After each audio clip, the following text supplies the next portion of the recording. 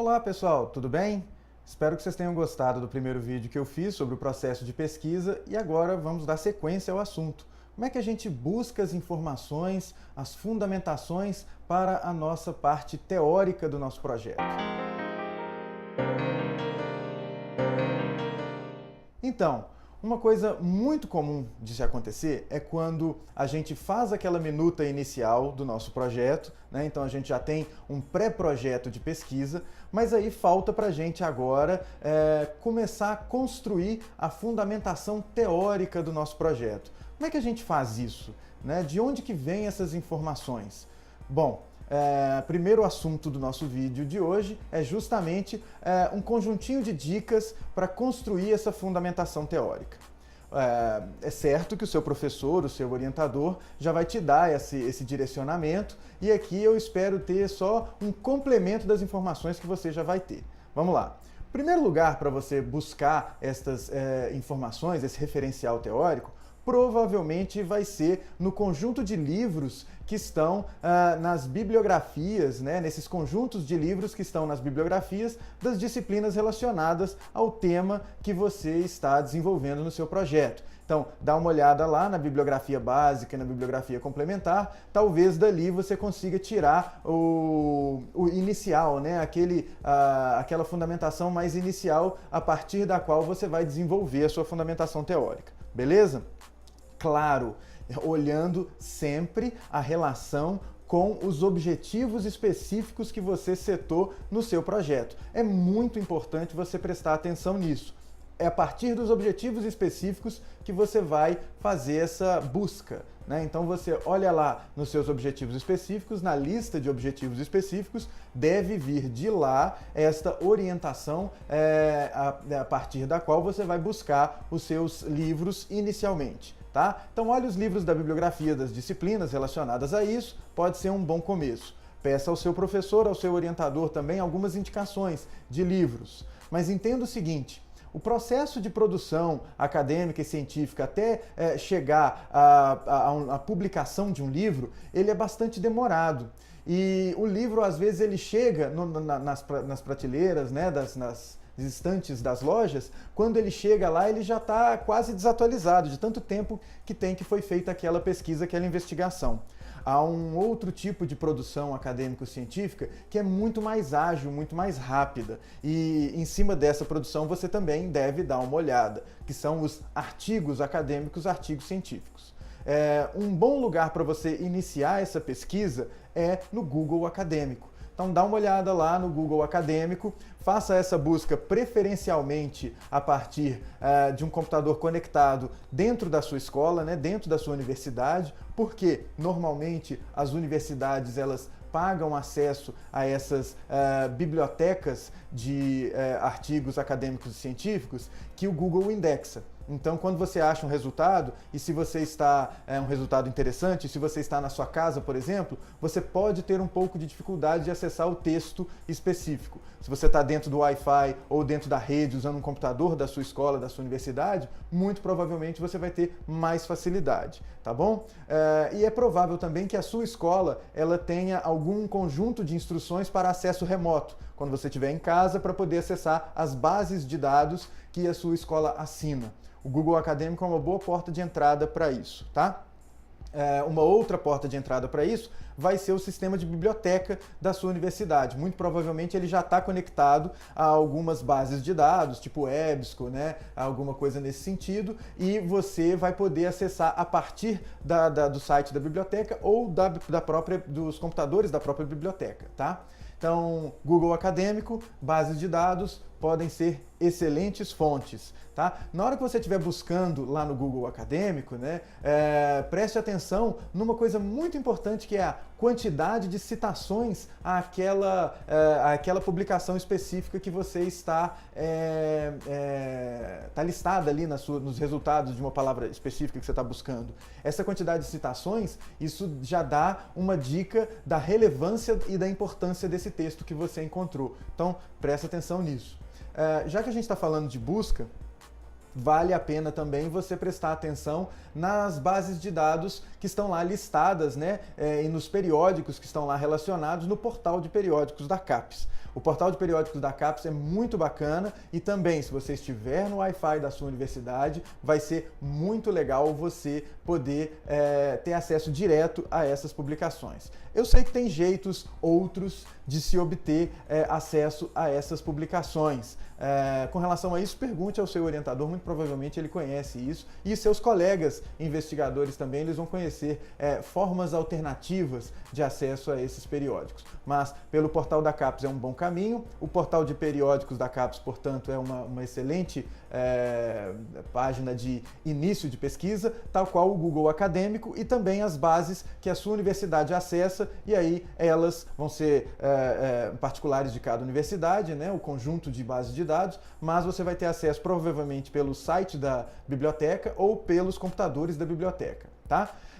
Especificamente da comunicação, que é a nossa área de maior interesse aqui, há uma base de dados bem bacana da Universidade de Beira Interior, lá em Portugal. É a Biblioteca Online de Ciências da Comunicação da Universidade de Beira Interior. O link eu vou colocar aqui na descrição e lá você vai ver um conjunto enorme de publicações, de artigos, de dissertações, de teses produzidos em língua portuguesa. Então pode ser uma boa fonte. Tá? Lá no portal de periódicos e lá no Google Acadêmico você vai encontrar também coisas em outros idiomas. Não despreze. O inglês, tem muita coisa em inglês, tem muita coisa em espanhol que vale a pena você prestar atenção e observar e utilizar para a sua fundamentação teórica. Tá? Agora algumas diquinhas extras de lugares outros onde você pode buscar essas fontes para a sua fundamentação teórica. Dá uma olhada, né, na sua área de interesse e quais escolas, quais universidades têm programas de pós-graduação. Alguns programas lato sensu, algumas especializações têm isso, mas é mais comum você encontrar esse tipo de coisa que eu vou falar agora em programas de pós-graduação stricto sensu, mestrado e doutorado. O que é isso? Esses programas, eles costumam editar revistas científicas. E essas revistas são repletas de artigos que podem ser do seu interesse. Então, faça uma listagem dos programas que têm alinhamento com o seu tema de investigação, dê uma olhada nas revistas destes programas. Pode ser uma boa, tá? E aproveitando que você está nos sites dos programas, dá uma olhadinha na relação do corpo docente, dos professores que dão aula e que pesquisam, que investigam nestes programas. Por quê? Porque dali você pode ter acesso aos currículos Lattes destes professores. E lá nos currículos Lattes, vocês vão ter a listagem de publicações dos professores. Então, se você identificou que num programa específico tem um professor específico que ele é da sua área, é da área de interesse da sua investigação, eu recomendaria dar uma olhadinha no currículo Lattes desse professor e ver as publicações desse professor, porque ali pode ter muita coisa interessante que ainda não está transformada em livro ou ainda não aparece lá no Google Acadêmico, mas que você pode ter um acesso buscando a revista específica e etc. Então dá uma olhadinha nos currículos Lattes dos pesquisadores. E uma última dica relacionada a essas fontes de dados seria buscar os anais de eventos relacionados à sua área de investigação.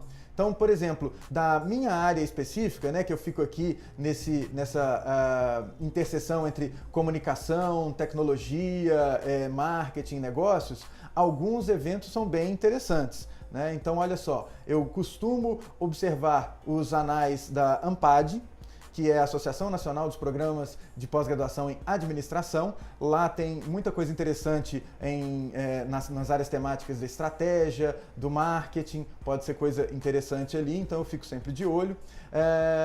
Também os eventos relacionados à comunicação, né, a Compós, que seria o análogo da ANPAD para os programas de comunicação. Então os anais da Compós, as publicações da Compós e da Intercom, que também é um encontro de pesquisadores e investigadores da área de comunicação. Então esses anais podem ser interessantes. E recentemente eu descobri que na ANPOX, Associação Nacional dos Pós-Graduações em Ciências Sociais, há alguns grupos de discussão, algumas mesas específicas que tratam da cibercultura. Então ali pode ter alguma coisa bem interessante e também na área das ciências sociais, algumas publicações bem interessantes. Também a mesma coisa na área da psicologia, que pode ser muito legal também e específicos aí de cada temática. Então, dá uma olhada nesses anais de eventos, isso pode ser interessante. Tá? Ficar de olho nesses anais de eventos, porque ali não necessariamente aqueles textos vão ser publicados depois em periódicos, eles ficam por ali,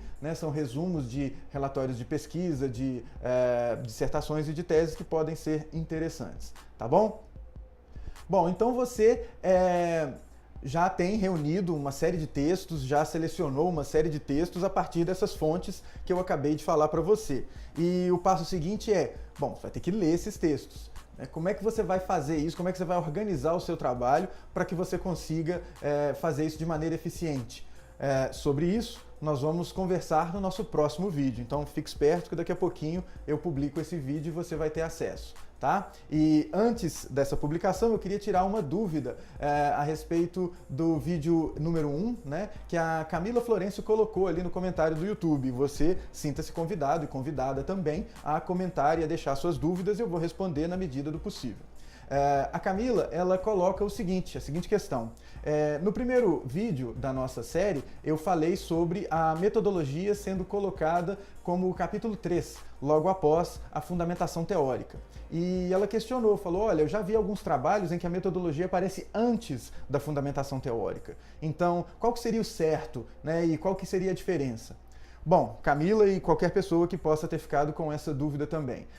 A minha orientação, para mim, para o Caio, faz mais sentido a fundamentação teórica anteceder a metodologia. Por quê?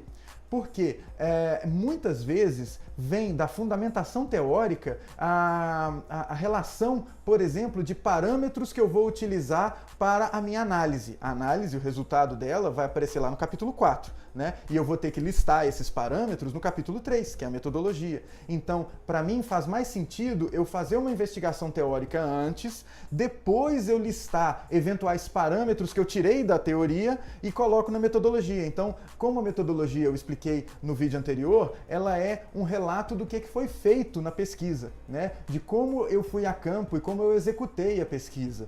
Nesse sentido, muitos parâmetros que eu vou utilizar na execução da pesquisa, né, da investigação, na parte empírica, por exemplo, ou na hora que eu vou a campo, né, eu tirei da fundamentação teórica. Então, nesse sentido, para mim, é mais lógico que a fundamentação teórica venha fazendo esse resgate, aí eu faço um resumo disso no final, ou coloco na metodologia os parâmetros elencados oriundos da fundamentação teórica.